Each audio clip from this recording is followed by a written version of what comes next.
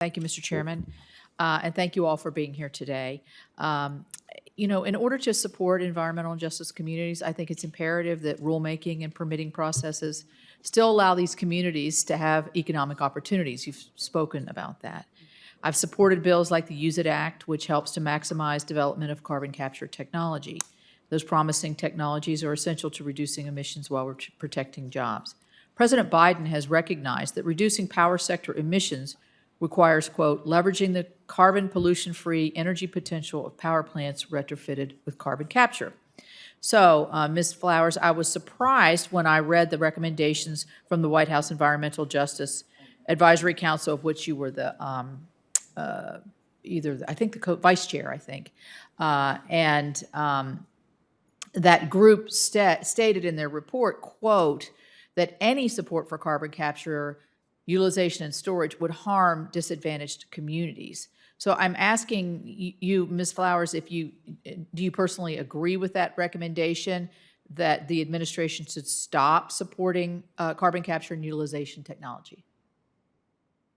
Well, first of all, I don't speak on behalf of the WEJAC. I'm here as a private citizen, but I will give you my personal opinion. Okay. My personal opinion is based on my conversations with environmental activists living in communities in California and other places that that could potentially deal with carbon capture. They're concerned that carbon capture will harm their communities, and I think that the position of the other folk in the WEJAC that made sure that that was there was based on the lived experiences of people who've dealt with carbon capture, who believe that it would do harm. And part of one of the tenets of environmental justice is to do no harm.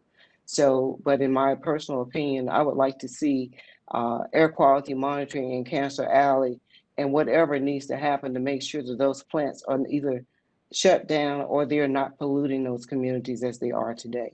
I don't have enough information about carbon capture to be able to make an educated opinion about it. But basically, what I am looking for is whatever kinds of technologies that can make sure that we all have access to clean air and clean water. Thank you. I appreciate that. The reason I'm interested in this obviously is where I'm from. I'm from West Virginia, but the report that came from the White House Environmental Justice Advisory Council is different than what the actual administration and Council of Environmental Quality is saying, that CCUS has a critical role to play in decarbonizing the global economy. So I think that's a juxtaposition there of two different positions coming from the same administration. I'd like to know from Ms. Harden and Mr. Rexroad. This is something I've struggled with, again, being a West Virginian, because we have so many people that are heavily impacted by regulations or by new policies that come forward or by the inability to fix the problems. But where my frustration comes from, and I think I hear this from both of you, is that do you actually go to the people that live there who actually, Mr. Rexroad, you said it well in your statement, nobody is going to care for your place, your environment, your property, your part of the world that's so deep in your culture better than you. Nobody knows how to care for that better than you. And so is that a frustration for you that sometimes all these decisions are made and your voice is never heard?